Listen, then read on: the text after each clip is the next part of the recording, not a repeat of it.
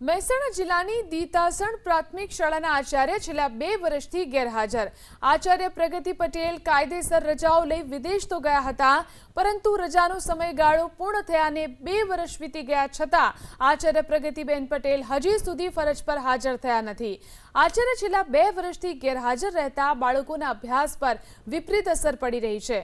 એક તરફ રજાઓ લીધા વગર જ આચાર્ય પ્રગતિ પટેલ વિદેશમાં મજા માણી રહ્યા છે, તો બીજી તરફ આચાર્યની ગેરહાજરીમાં ઇન્ચાર્જ આચાર્યના વહીવટમાં શાળામાં અભ્યાસ કરતા વિદ્યાર્થીઓના શિક્ષણ ઉપર અસર પડી રહી છે।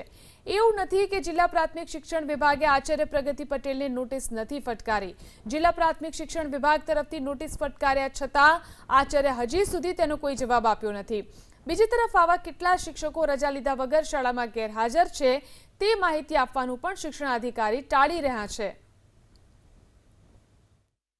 એ 2025ના 11મા મહિનામાં એનઓસી લઈને ગયેલા હતા અને એમને 9/2/2026 એમની એનઓસીની મુદત પૂરી થતી હતી અને એ શાળામાં હાજર થયા નથી। એ જ વખતે એમને કારણદર્શક નોટિસ આપવામાં આવી છે। એમને એમની રજાઓની માગણી પણ નામંજૂર કરવામાં આવી છે અને એમને બીજી નોટિસ પણ આપવામાં આવી છે। એ નોટિસ બાદ એમનો કોઈ જવાબ આવે એના પછી કાયદેસરની કાર્યવાહી કરવામાં આવશે। સરકારના નિયમો અનુસાર જે પણ પ્રકારની શિસ્ત વિશે કાર્યવાહી થઈ શકે એ કરવામાં આવશે।